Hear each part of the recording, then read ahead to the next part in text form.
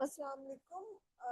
अच्छा, फतूस लेमा जो है ये इसकी स्टेटमेंट में आपको मेंशन किया हुआ है कि अगर आपके पास एक sequence of non negative variable functions है और जो एफ एन्स हैं वो डोमेन ई जो कि आपका वेरिएबल सेट है वहाँ से आर में डिफाइन है और कंडीशन एफ एन्स पे क्या है, f n is greater than and equal to zero for all n. And third condition given है आपके पास कि आपका जो एफ एन है वो कन्वर्ज कर रहा है एफ से ऑलमोस्ट एवरीवेयर ऑन ई।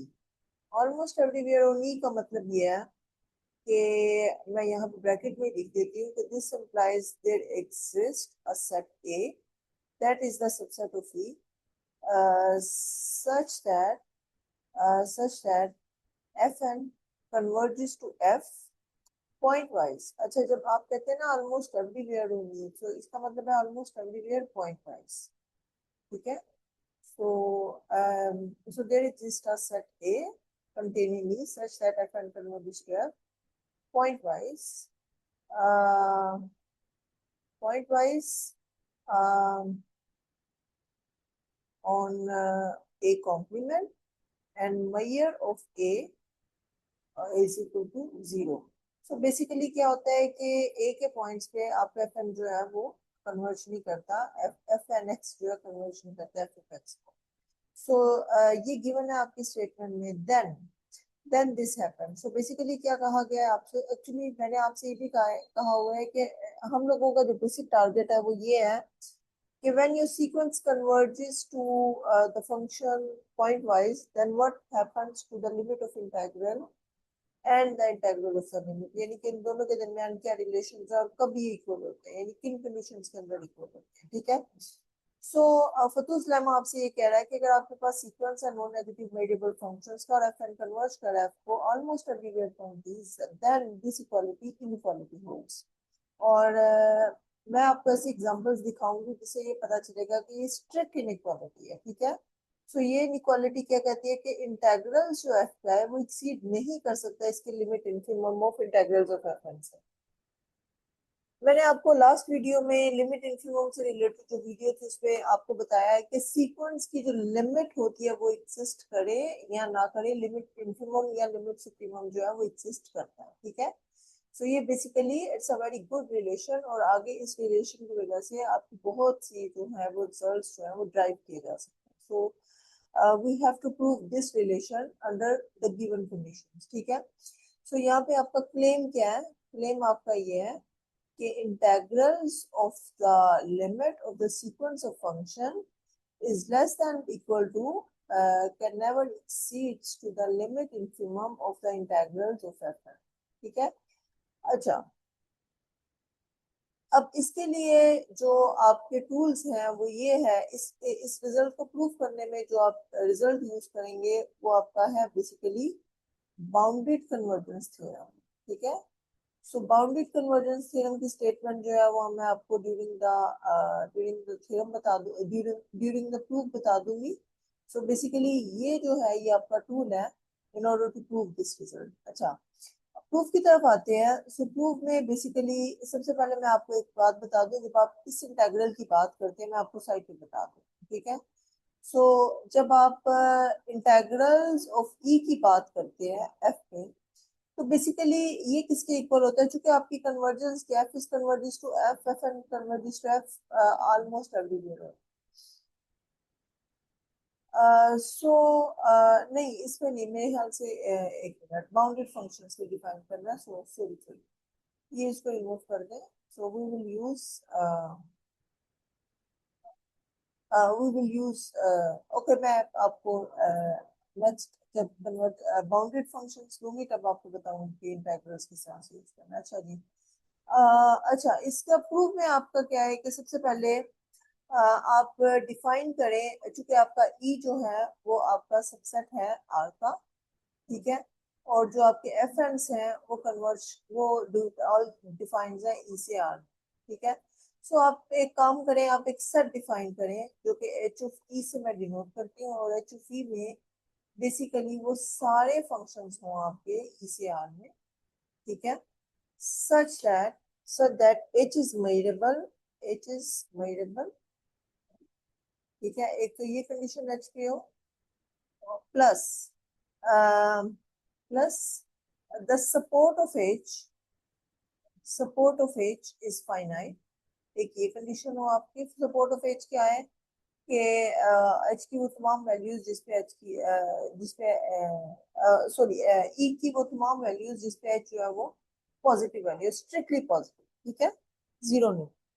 तो थर्ड कंडीशन आपकी ये है कि आपका एच जो है वो बाउंडेड हो, बाउंडेड ओनली, ठीक है। And the fourth one is 0 is less than equal to h is less than equal to f. So basically मैं h e वो सारी collections ले रही हूँ, collections of all variable bounded with finite supports and satisfied this equation, ठीक है। So ये मैं ले रही हूँ h of e। अच्छा, अब मैं काम करती हूँ कि अगर मैं ये प्रूफ कर दूं कि enough to prove enough to prove uh, enough to prove that integral of h is less than equal to the limit inf of n integrals of fn। अगर मैं ये चीज प्रूव कर दूं तो ऑटोमेटिकली ये चीज इंप्लाइज करेगी कि आपका जो इंटेग्रल f का है वो लेस देन इक्वल है limit inf of n integrals of fn। ये क्यों होगा? क्योंकि ये बेसिकली आपका जो होता है, ये जो आपका इंटेग्रल है f का, ये बेसिकली क्या होता है, ये बेसिकली सूप होता है consisting of all those h such that h belongs to this, ठीक है। so enough to prove sorry enough to prove for arbitrary h belongs to this class the following holds, ठीक है। सो ये basically इसके equal है। अगर मैं ये प्रूफ कर दूंगी तो ऑटोमेटिकली ये होल्ड हो जाएगा, क्योंकि ये बेसिकली ये कहता है कि अगर मैं इस क्लास में से कोई भी एलिमेंट लेती हूँ तो वो इस लिमिट इंफीरियर से लेस होगा। तो अगर ये सारे फंक्शन जो हैं इनका इंटेग्रल जो होगा वो लिमिट इंफीरियर से लेस होगा तो ऑटोमेटिकली जो सूप होगा इनका वो भी लिमिट इंफीरियर से लेस होगा by the definition of the supreme, ठीक है। अच्छा, अब इस चीज को प्रूफ करने के लिए जो मेरा टूल होगा वो बेसिकली होगा bounded convergence theorem,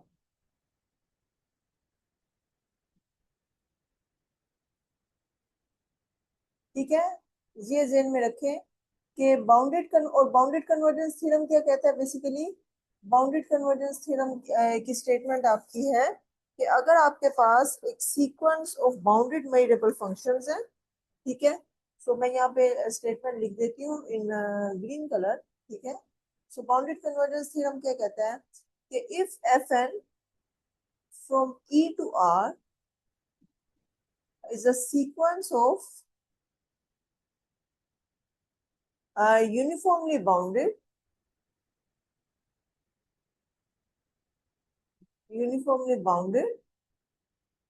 variable functions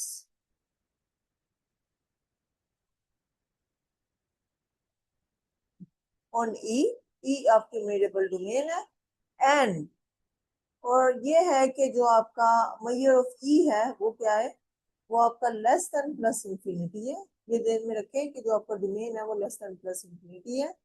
then the okay, and if fn converges to f pointwise on E, then the limit of the integrals of fn exactly equal to the integral of the limit, ठीक है। सो bounded convergence theorem की statement है और इस inequality को proof करने के लिए हम लोग यूज करेंगे बाउंडेड कन्वर्जेंस थ्योरम। अच्छा, अब उसके लिए आपको क्या करना होगा, आपको एक सीक्वेंस डिफाइन करना होगा जो कि यूनिफॉर्मली बाउंडेड होगा और ओके वेरिएबल फंक्शंस का होगा, और लाइक ये आपने इस कंडीशन के मुताबिक देखना है किस तरह से आप लाइक ऐसे सीक्वेंस जनरेट कर सकते हैं, ठीक है। सो नेक्स्ट है कि मैंने ऐसे सीक्वेंस जनरेट करने हैं। उसके लिए हम ये करते हैं कि सबसे पहले एच जो है वो बिलोंग लेते हैं कहाँ से, एच ऑफ ई से, ठीक है। एंड आपको पता है कि आपके पास ऑलरेडी एक सीक्वेंस है जो कि ई से आर में है गिवन है स्टेटमेंट में। और गिवन है कि आपका एफ एन जो है वो कन्वर्ज कर रहा है एफ को ऑन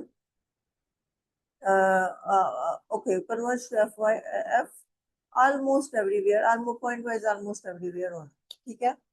सो इसके लिए अब मैं क्या मैंने कोई एक आर्बिट्री एच लिया है और एच मैंने कहाँ से लिया है, एच ई से लिया। अगर मैं जो है वो एच ई से ले रही हूँ तो इसका मतलब क्या है, इसका मतलब सबसे पहले ये है कि एच जो है वो ई से आर में क्या है, वो एक वेरिएबल फंक्शन गिवन है, देखिए मैंने जिस क्लास में से ठीक है। सेकंड आपका क्या है, सेकंड आपकी ये कंडीशन है कि जो आपके ए चीज है वो है आपके, एक मिनट, सेकंड आपकी ये है कि आपके ये चीज क्या है वो फाइनाइट सपोर्ट, ठीक है। यानी कि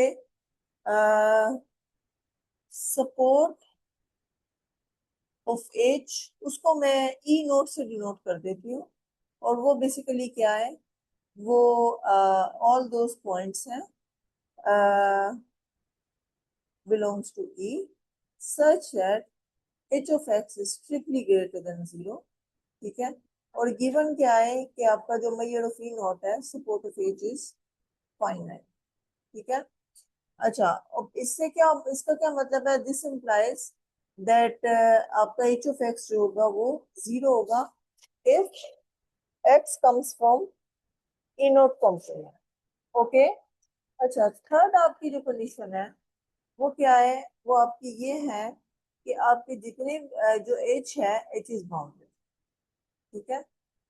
बाउंडेड होने का मतलब क्या है कि देयर एग्जिस्ट एन एम, अच्छा बाउंडेड होनी है क्योंकि एच ई पे डिफाइन है, ठीक है, as a positive such that H of x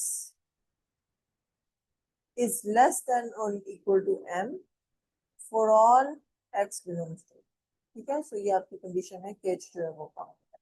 अब इन तीन कंडीशंस को यूज करके मैं काम करती हूँ, मैं डिफाइन करती हूँ for N is greater than and equal to one, क्योंकि मैंने आपको बताया कि मैंने अप्लाई करना है bounded convergence theorem by using this such, उसके लिए I have to define some sequence of variable functions. So define n is greater than and equal to, or define for any n is greater than and equal to 1, hn is equal to the minimum of fn and h only, ठीक है। सो आप ये functions को define करते हैं इस पे ई पे, तो आपके ये ज़हन में रखें एच एन जो होगा वो आपका ई से आर में होगा, पहली कंडीशन ये है आपकी, ठीक है। और एच एन जो है वो सबसे पहली बात एच एन के बारे में आप क्या जानती है, पहली कंडीशन ये है कि H N E C R में है, क्योंकि F N E C R में है, एच ई सी आर में है, मिनिमम जो है वो ई सी आर में होगा, ठीक है। सो सेकंड कंडीशन आपकी क्या है कि एच एन इज मेजरेबल, ठीक है, क्योंकि ऑलरेडी मैंने आपको बताया हुआ है कि जो minimum of two measurable set is measurable, F N measurable है, एच मेजरेबल है, एच एन जो है वो मेजरेबल है फॉर आर है, ठीक है। अच्छा, अब थर्ड कंडीशन क्या है, थर्ड कंडीशन आपकी ये है कि जो आपके एच एन हैं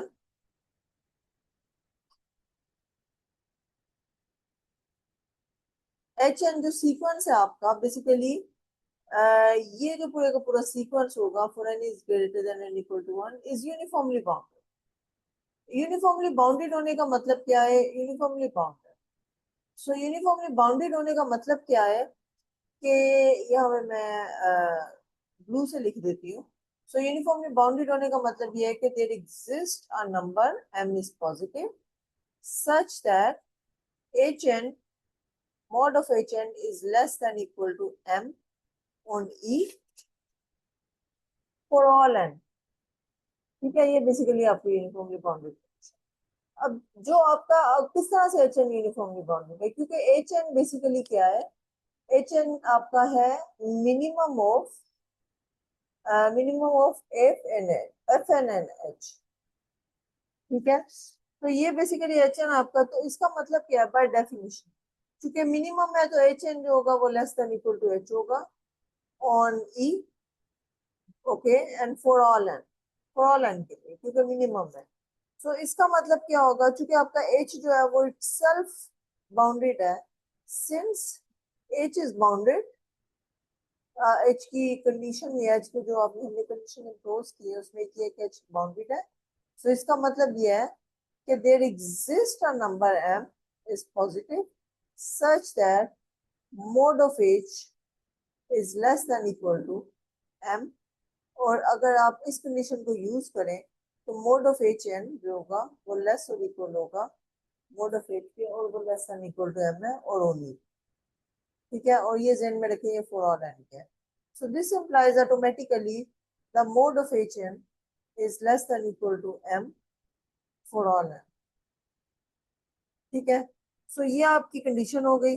अच्छा, कि एच जो है वो यूनिफॉर्मली बाउंडेड। अब बाउंडेड कंडीशन कन्वर्जेंस थ्योरम्स के लिए हमें चाहिए क्या था, सीक्वेंस चाहिए था जो कि यूनिफॉर्मली बाउंडेड और मेजरेबल फंक्शंस ओनली के। अच्छा, अब major of E is less than plus.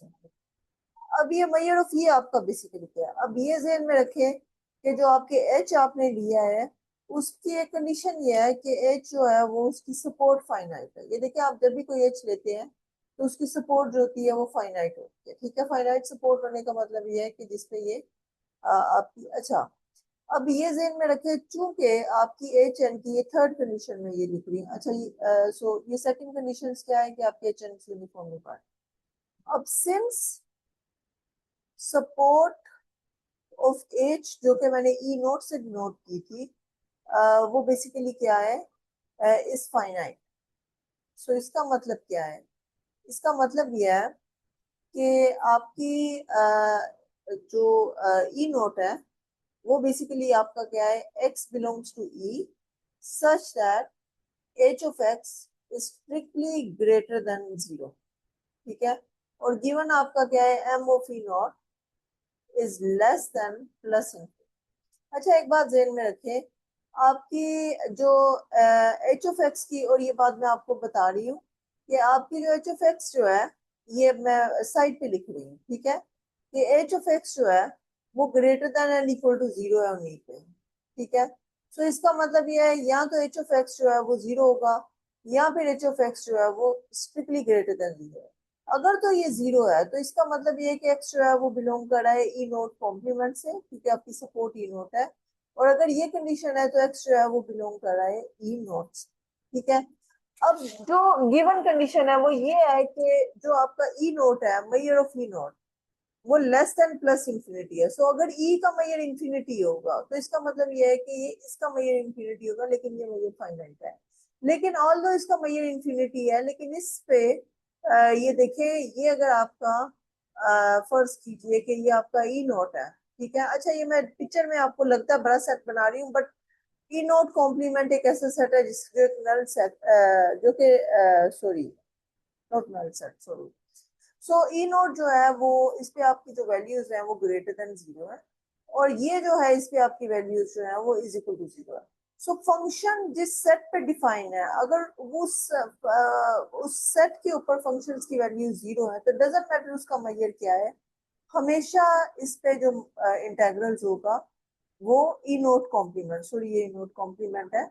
सो इस पे जो इंटेग्रल्स होगा एच का वो हमेशा 0 होगा।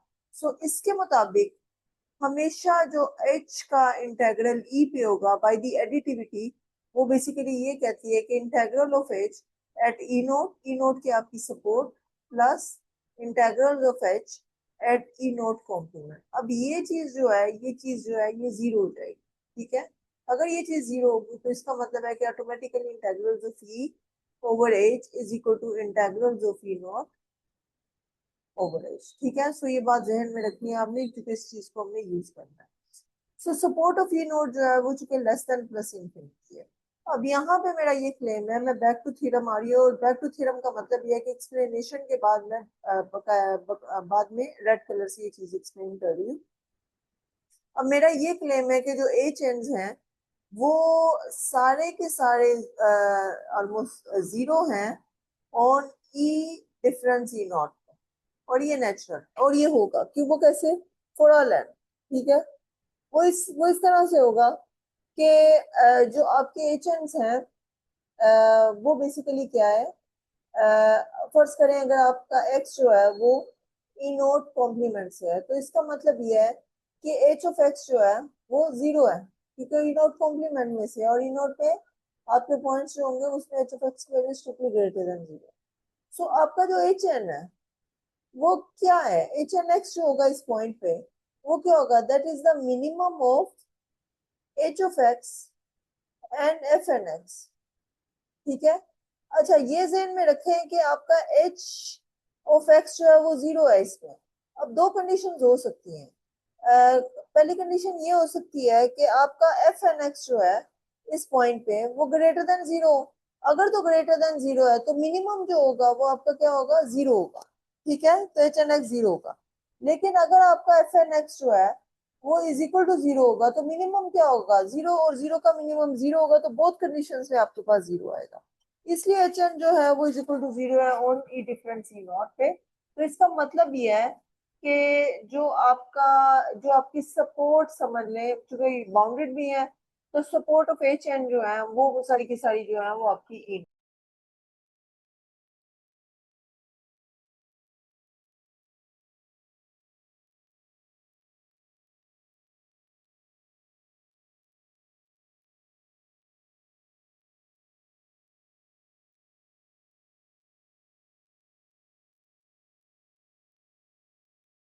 Okay, so okay, back to the Fatu's lemma again. So ये जो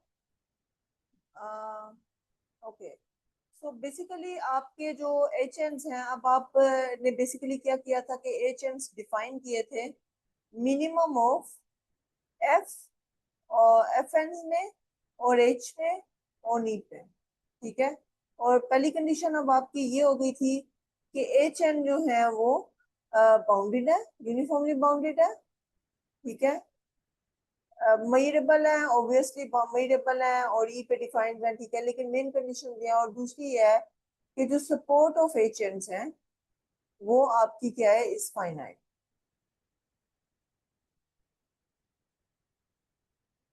तो इसका मतलब ये है कि जो एच एन सरवाइव कर रहे हैं वो सारे के सारे ई नोट पे सरवाइव कर रहे हैं। तो इसलिए मैं जो इंटेग्रल्स अब लूंगी वो आपका basically E not, H N E note जो है वो एच एन ई के इक्वल होगा।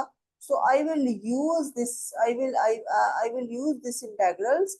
सो इसके मुताबिक जो आपका मैयर ऑफ ई नॉट होगा वो लेस देन प्लस इंफिनिटी है। सो you have a set with finite Maihar where your h and survive actually. Okay, तो थर्ड कंडीशन आपकी ये है। अच्छा, थर्ड कंडीशन नहीं है।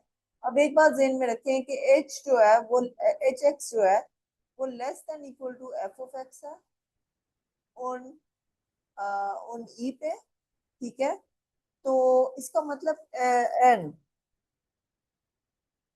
एफ एन एक्स जो है वो कन्वर्ज कर रहा है एफ ऑफ एक्स पे ऑलमोस्ट एवरीवेयर ऑन ई। ठीक है, सो इसका मतलब क्या है, इसका मतलब ये है कि minimum of H and F N जो है वो कन्वर्ज करेंगे मिनिमम ऑफ एच, अच्छा ये मैं सॉरी एक्स लिख दूं, H N of X and F N of X, minimum of H of X and F of X. ठीक है, और आपको पता है कि एच जो है वो एफ से लेस है, तो इसका मतलब क्या है कि ये आपका एच ऑफ एक्स। लेकिन ये चीज क्या आपकी, ये आपकी एच एन एक्स। सो इसका मतलब ये है कि आपकी कन्वर्जेंस क्या है, H N converges to H almost everywhere on E, क्योंकि आपकी एफ एन की convergence almost everywhere on E. So by using bounded convergence theorem की स्टेटमेंट सारी प्रूव हो गई है कि आपका सीक्वेंस यूनिफॉर्मली बाउंडेड है, फाइनाइट सपोर्ट पे है, और जो है वो आपकी कन्वर्जेंस जो है almost everywhere pointwise almost everywhere. So by the bounded convergence theorem,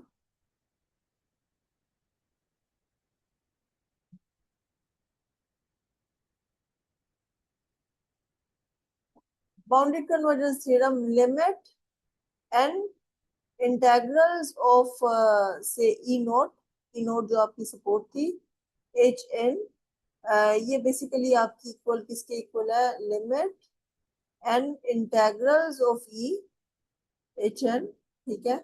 so this is equal to limit of integral is equal to integral of limit. So ये ई नोट एच के equal है, और ये मैंने आपको बताया था चूंकि सपोर्ट फाइनाइट है, सो ई नोट पे ही आपका एच जो है वो सरवाइव कर रहा है, यानी कि ई नोट से बाहर एच की वैल्यू जीरो हो रही है, तो this is exactly equal to by the additivity integrals of F. So यहाँ पे मैं लिख देती हूँ बाय एडिटिविटी।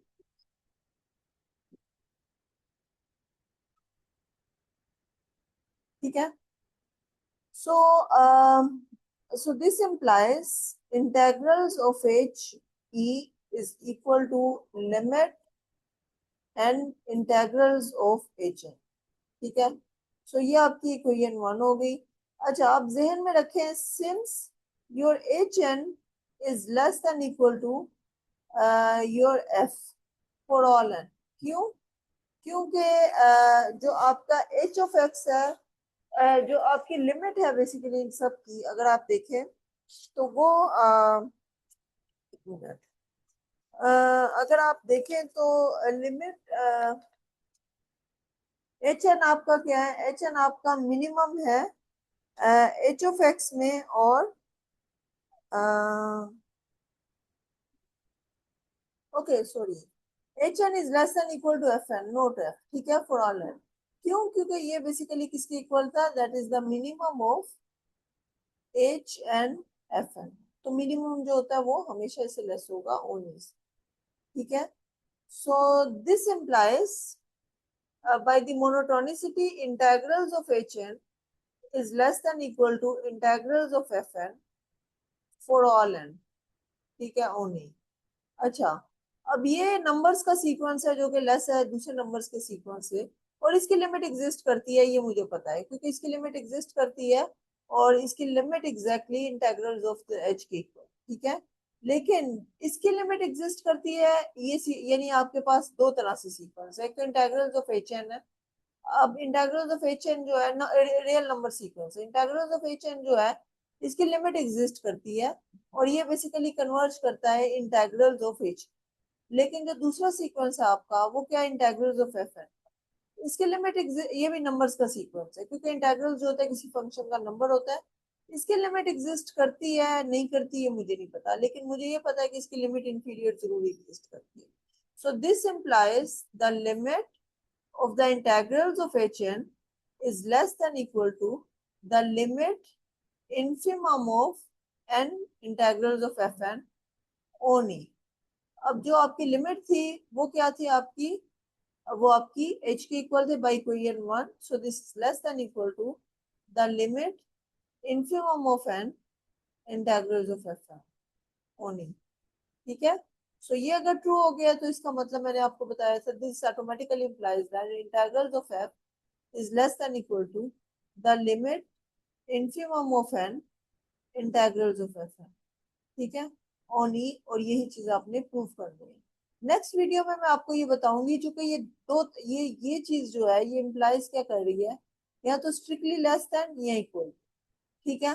अगर तो इक्वल टू है, okay, the limit inferior is equal to the integral. But next video में मैं आपको ऐसी एग्जांपल्स बताऊंगी जिसमें ये प्रूव हो जाएगा कि जो आपका ये रिलेशन है, कुछ सीक्वेंसेस ऐसे होते हैं जो कि ये स्ट्रिक्ट इनइक्वालिटी भी देते हैं। ठीक है। अभी तक के लिए इतना ही है, यहाँ से ये फतूस लेमे का प्रूफ जो है वो इंक्लूड करना है। Thank you.